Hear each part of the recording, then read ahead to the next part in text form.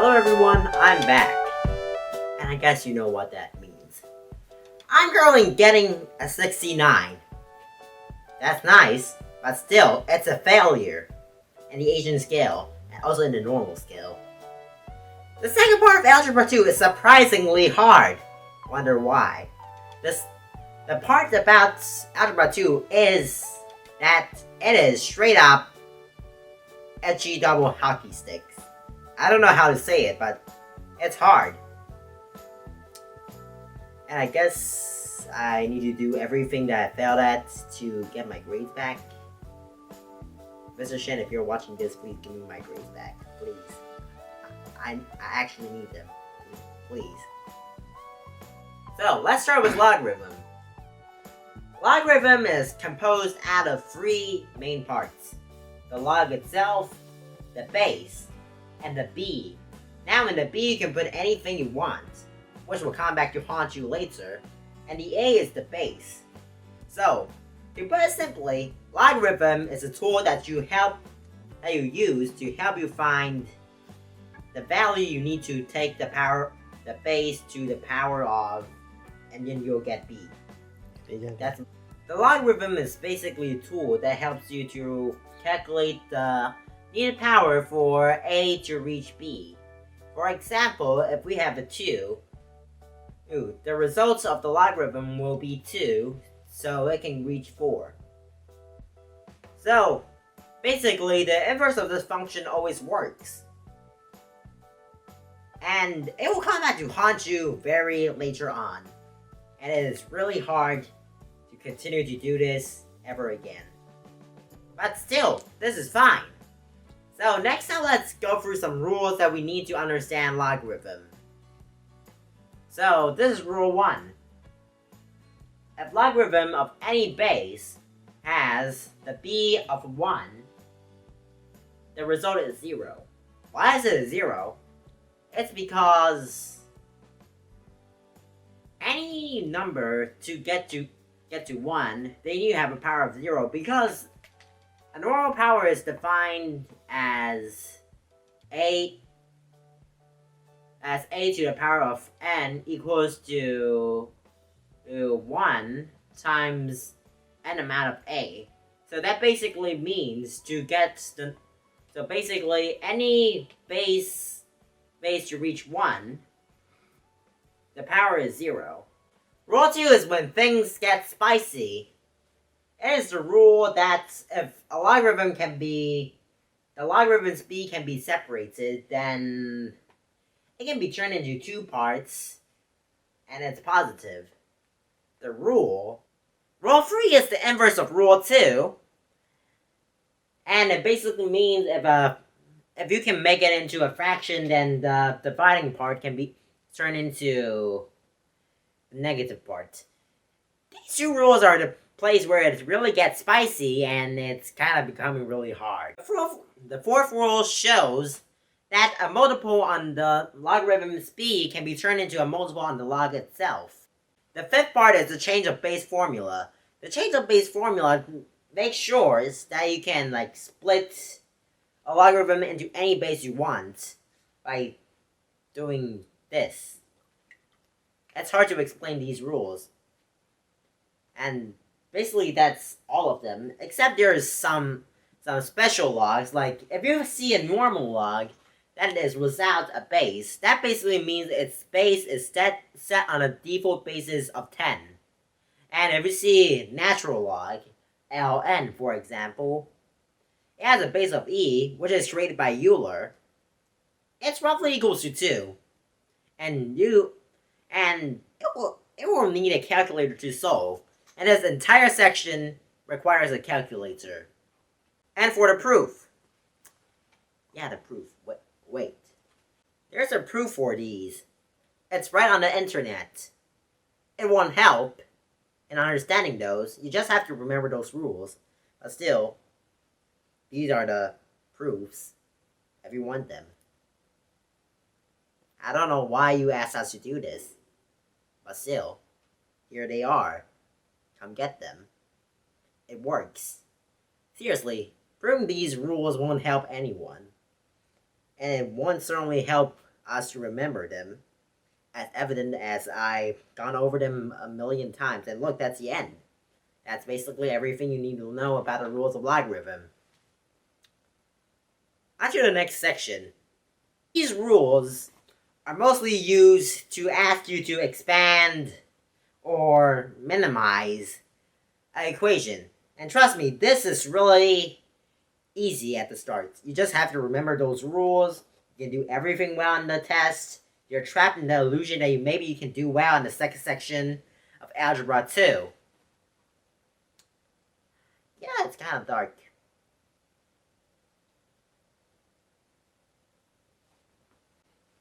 Next up, we have logarithmic equations. We are finally escalating upwards, but still, this section is really simple. To solve it, you only need to know one rule. Is that if log of A equals to log of B, then A equals to B. Then A equals to B. This rule is really simple, and it basically is a new version of linear algorithm, of linear things. It's just there's a logarithm blocking everything now. So to actually do the section, you just need to delete all the logarithms and turn them into normal linear or exponential equations. But here's a warning. You may get extraneous solutions. For extraneous solutions, it basically means that point doesn't exist and it doesn't work. So plug the number back in to check if your answers work or not.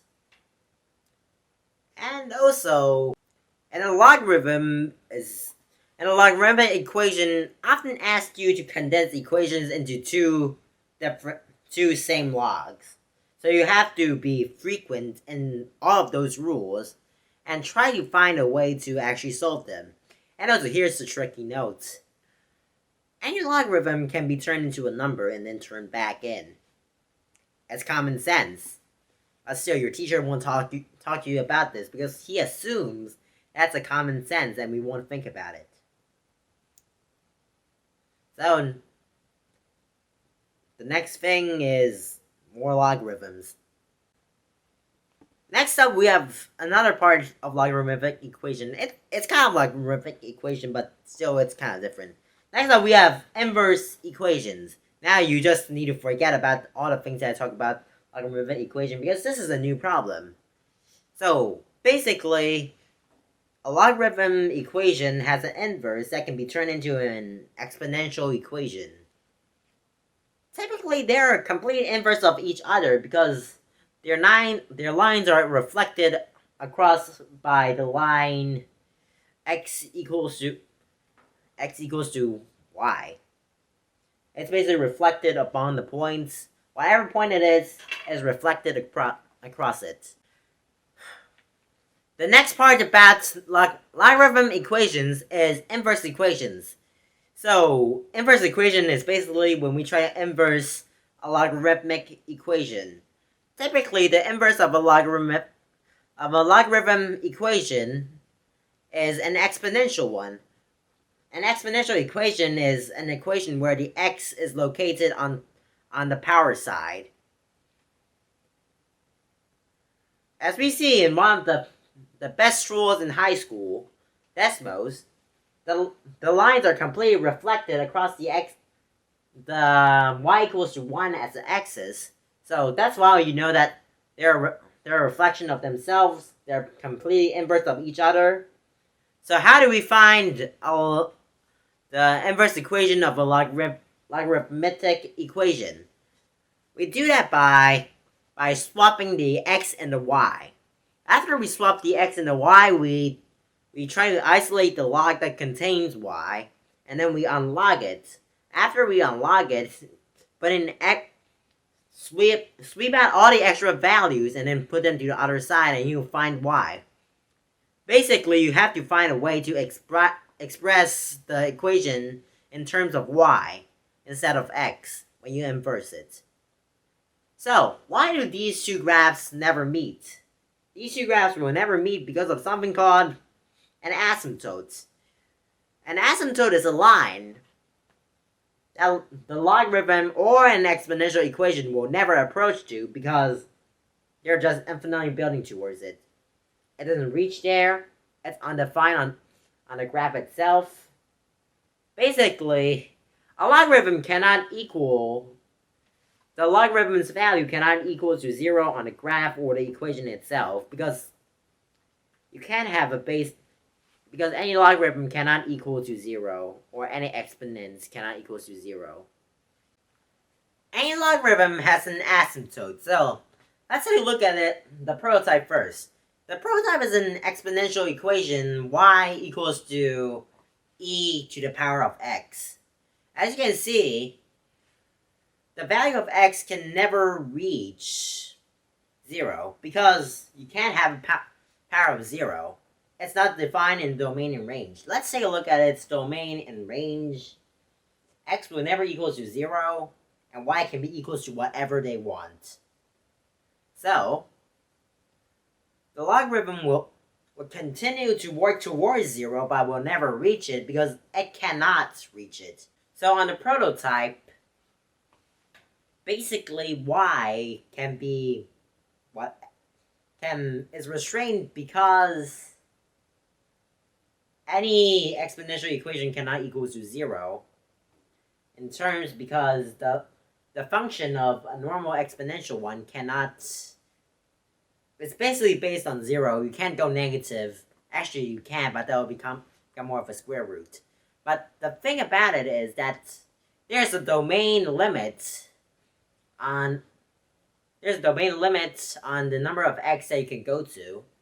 So the equation will continuously build towards y, and will curl up and form a horizontal asymptote. The same can be said about a logarithmic equation. Finally, the same can be said about a logarithmic equation.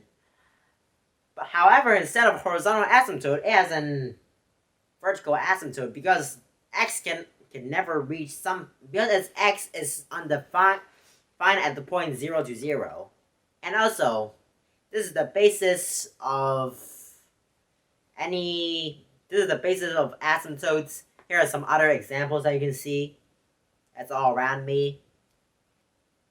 So, the next question is, how do you graph a logarithmic equation? I'm glad that you asked, Jimmy, because a logarithmic equation is hard to graph. So to actually start graphing, you have to first know about its domain and range, which is basically determines the asymptote and where the y will land in terms of stuff. The best way to graph is by throwing values that is actually factorable or a power to the base or any equation that is to be. Basically, you just have to throw equations into it. Throw points into it and see which point works, which points do not. And then you just casually graph towards it. And we can only graph roughly because to graph any more accurate, we have to actually use calculus. And I don't know how to use calculus. To recap, just plug in the points, pray up to the gods, and hope that you get the thing right. And by the way, it will infinitely approach the asymptote, so make sure your curve is facing towards there. And it's massively inaccurate, but it works. Next up, we're going on a little bit of tangents on exploring exponential equations. Next up, we're going to solve exponential equations. Woo! I know it's a little bit of tangent, but I bear through it. So we must bear through it.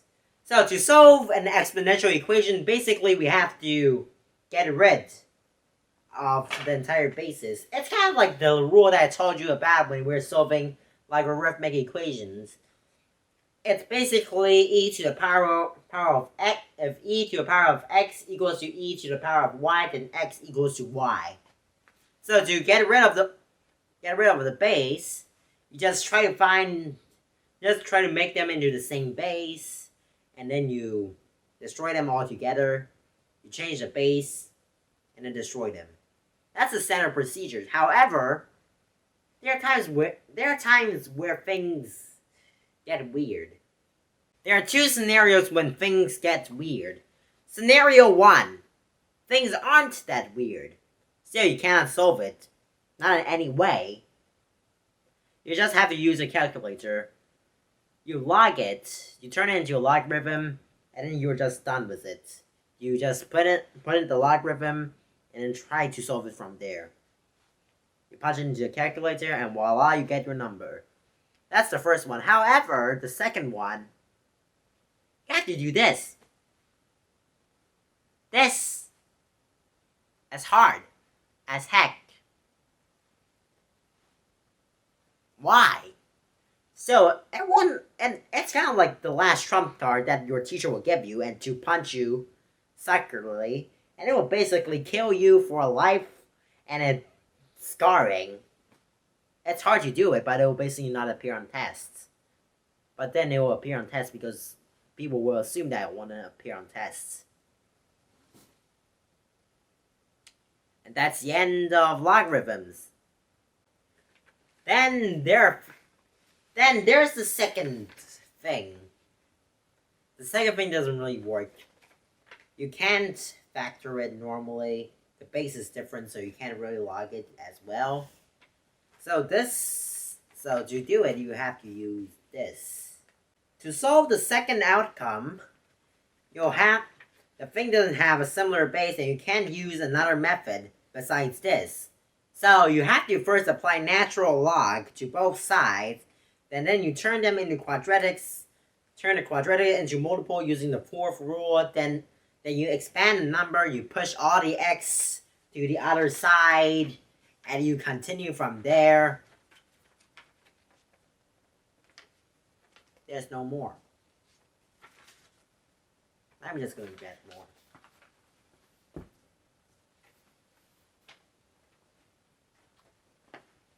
You push all the x into one side and divide all logarithms from there, and then you push all the numbers into the calculator. And that's everything about logarithms. We're done about that. Finally. A new day, a new suffering. And as you can hear, the microphone is now fixed. Now a day has passed. And I don't want to think about logarithms again. That thing is normal. But the next thing that we're going to talk about, rational equations, is really hard. They are completely trash. The entire section is like Monty Python but on a twist. The thing is full of twists. You can't really predict how it goes because it's all on a case-by-case standpoint, and won't clearly let you go, and it is kind of the kryptonite of your grade. Essentially, let's take a look at its definition. So, a normal rational equation is composed of two parts. So, the first part about rational equations is that it is composed of two polynomials. One at the top and the other at the denominator. The one at the denominator dictates the entire flow of the thing. So, let's take a look at its domain and range. So the first thing you have to know about polynomials is that it has a limited domain and range. Just like the logarithm which we just talked about yesterday. However, this time, there's going to be multiple asymptotes.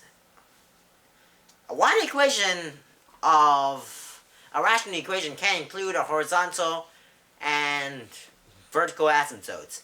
So let's take a look at its vertical asymptotes first. So, the vertical asymptotes are dictated by the zeros of the polynomials at the bottom. Why it forms asymptotes is because those points don't exist on a domain. Or rather, those points can never be reached on the domain. It can never be reached by a domain because you cannot divide by 0. You cannot. You can't. Just punch it in any calculator and I promise you it will explode. It doesn't work. It doesn't. So the vertical asymptotes are basically the points where the domain of x is undefined, or rather can never reach. It will constantly build towards it, as we just talked about asymptotes. And it's not hard to find them, or rather you must find them. Wow, the real pain in the cookie is the horizontal asymptotes. You can't find the horizontal asymptote on the range because we can't calculate the range. You see, to calculate the range, we have to actually change. Actually, we have to use calculus, and I don't know how to use calculus. I'm still at Algebra 2. We have to go up to pre-calculus, and I have to do calculus AP. And that's a whole year. I don't know how to do calculus. Ask Mr. Shen, who is presumed the audience for this video. So, when you're finding the horizontal asymptotes of any given rational equation, there are 3 possible scenarios that is dictated by their degree. So, the first scenario is when the one at f of x degree is larger than the one at the bottom. So, this basically means the horizontal asymptote is non-existent. The reason it happens is because the one with the larger degree goes to a much higher number that the one at the bottom can no longer restrain it. So it'll just go wherever it can go, and the horizontal asymptote is non-existent, as it can approach any y values you want. So when you're writing the definition of a rational equation, you have to be kind of wary of that. But either way, you're not going to write the range. So, that's about that. And the second scenario that can happen is when these two are unequal.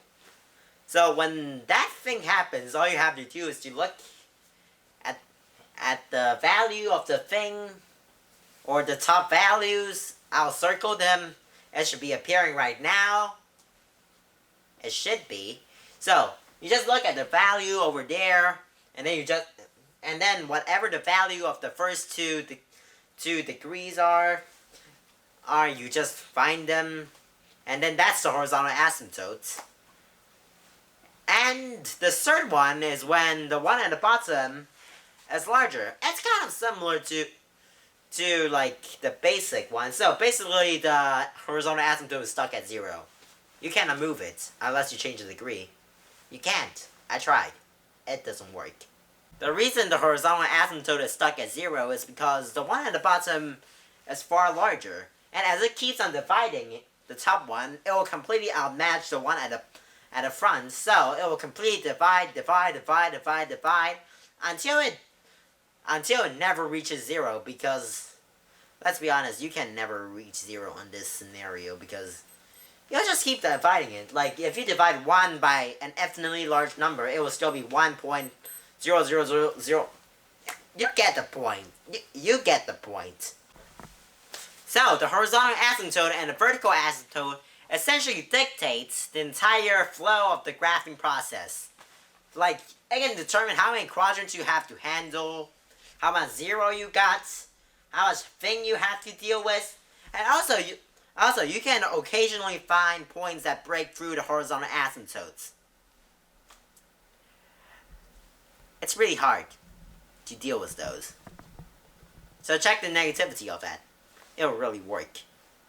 And you think it's just started? It haven't begun yet. You still have to graph the damn thing. So, the basic process of graphing is first, you throw a point at any given quadrant. It'll dictate where the positive, where the negative is. It'll basically tell you where the points should be. Second, throw down another point at that place, and then try to create a curve through that. Try to measure its negativity, as it will often ruin your entire career if you don't check that. And also, you just let it gravitate towards the horizontal or vertical asymptotes. Sometimes the asymptote might fail too, as I just told you about, but the vertical asymptotes will never fail. they're defined in the domain, so it will never fail. If you look at the lines at the middle quadrants where there's two vertical asymptotes, you'll basically find a new phenomenon that is really hard to deal with. So essentially, it can go on a U shape, at this shape, at this shape, at this shape. It can go whatever shape you want. It basically just need to gravitate towards those asymptotes. And as I told you, sometimes the horizontal asymptotes can be broke through. That's the reason of that. And the last quadrant, just do the thing that you did with the first quadrant. Plot down points, and then just let it gravitate towards it. Basically, the entire graphing process of a rational equation is dependent on your luck and skills. It's really hard to find an actual good point to plot into, so it will be really rough sometimes. And by rough, I mean I lost 90% of my final test on the part where it's graphing. Oh, by the way, if you want to graph accurately, you can't. You have to use calculus to get that, and God knows how difficult that is. Did you think I was done with graphing? You'd bet your damn I am. So, the thing with rational equations is that it's completely horseshit. I can't say bullshit because, oh god, I said it. So, the thing with rational equations is that it is a complete case-by-case basis. It can go on crazy curves. It can go on God knows where. It can go on weird curves. It can go into the Himalayas, for example. And it will still make sense in terms of rational equations. So, a good way to check how it will actually flow is by checking its negativity. Just check which point it will turn negative, which point it will turn positive. It will kind of get you the idea of where it's going, or what kind of course it's just going to. A common trick is to plot down the end of the graph, just to make sure it won't explode on you for no reason. And also keep an open mind. I kind of trapped myself in many different cases where I just lost myself because I got the basic points right, but I just trapped myself in the endless loop of torture. And sometimes the vertical asymptotes may not even exist. Taking that, it's really hard to actually just graph those. Another trick you can do is just by finding the zeros of the top equation. The basic thing you can do is just to find the zeros of the top equation. It will give you like the x-intercept. It will give you the x-intercepts, and also finding y-intercept sometimes if there's no horizontal asymptotes or vertical asymptotes blocking it. Just take it. There's also another scenario where a point doesn't exist. Well, in terms of slight limit properties, you can actually like guess it, but still, that point that is undefined, it's called a hole, or in Khan Academy we like to call it removable discountability. It's basically the haven of any different insurance company. Removable discountability. It is the point where a graph that it does not exist. And it does not exist because the entire thing, that point on the graph can be factored out. That point on the graph can be factored out entirely when you factor the entire equation start. Oh wait, I forgot to tell you that you need to factor the equation. Yeah, you have to factor the equation at the start. Factor it, find out the zeros, plot the horizontal asymptotes, the vertical asymptotes, and find the x-intercept and y-intercept. And you're basically done. To note the zeros, or basically the holes, you need to put like a really stupid dot at a point where it's really going to happen. And by the way, when you factor the entire thing, you don't graph with the original function, you graph with the new one that you just factored out.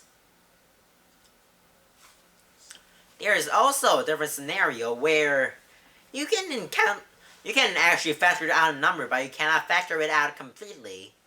In that case, that point still stands, and it won't become a removable discountability or a hole in the goddamn equation. Oh wait, did I just say goddamn? Oh god, I knew you'd say that. And basically, it happened. There's also another scenario where you can factor out a number, but you cannot factor a number completely. In that scenario, the number still stands, and you can just graph normally with the newly factored one. That point on the graph is still undefined in the original one, so that's it. That's everything you need to know about rational graphing. And trust me, it's hard. When you get to this phase, you'll try to kill yourself while you're trying to do this. It's a pain in the butt. I really wonder why I'm doing this. We're done with rational equation graphing! Woohoo! But the truth is that every single question you'll always find rational equation graphing right on your tail. Because it's the hardest thing that the teacher can throw at you. Good luck. And pray your teacher won't actually throw you some really weird questions. Who ordered operations? Who is here for some more operations? Yeah, we're doing operations again. That's a given. So the thing about operations of rational equations is that they're really simple compared to graphing them. Which is, thanks God. So, the trick you have to do is to just bring them down to the same base. And then you just factor them all together. You just remove the base and then just be done with it. You can also cross multiply it, but that will be too much work. Trust me, that will be. There are basically 3 ways to approach the rational equation problems. The first way you do is you find a common denominator and then you just completely annihilate them using that way. That's way number 1. And then you just do the normal way you do. The second way is to make them into the same base and then destroying them all at once, turn them into linear or other equations. Essentially, it's the same thing that you've done with, you know, these guys. When you're little at kindergarten, or... That's my sleeping alarm. It's 10 p.m. So, let's just ignore that for a second, and basically you have to do, it's just a harder, what is it called? Oh, a harder fraction. That's a distant memory when I deal with these guys. Man, I loved you guys compared to now. I miss those glory days. We also have complex fractions. Or is it called complex equations? I can't remember. Put the title right here. Okay, so, the thing with this complex equation is that it's just harder decimals. It's harder fractions. The thing with it is that it is a fractionception. We're just going to grab the most simple one and then just take a look at this. It's basically a glorified divide thing that you did when you're at grade 6, grade 5, or whatever. I don't remember what I did when I was in grade school. I don't remember. So, the thing you do with them is just... You try to get them to the same base, and then you just... You just go with the flow. You just try to simplify them into the best possible degree and just end them at once. There's no way to do it. It's the most simple way to do it. You turn the thing into a divide function, and then you turn that into a multiply function. There's no more easier thing than this. And by the way, there will be there also will be polynomials on this one, so you better be prepared. But still, in a given, this is the still most simple way you can do it. Now, here's some advice when you're doing these 2 operations.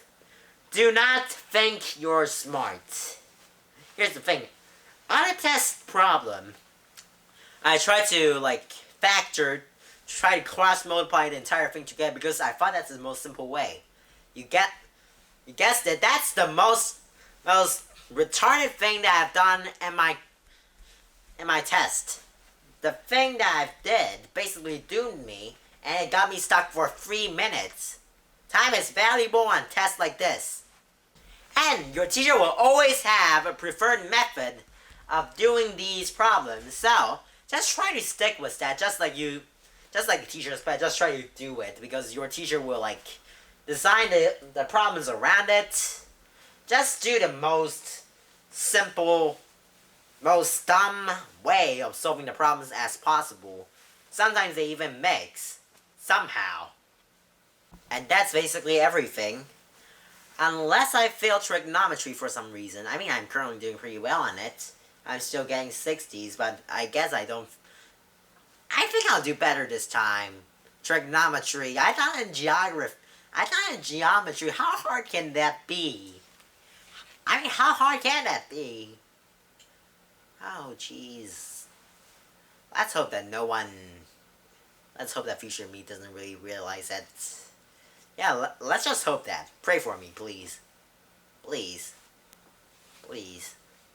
Please. Mr. Shen, get me grades. I need my grades back. You thought that I deserved those, but I think I proved my mastery now. Please, get me back my grades. I really need them. You see, I do logarithms again. I should really grab them. Please, give me my grades back. Bye, Mr. Shen. Have a nice day.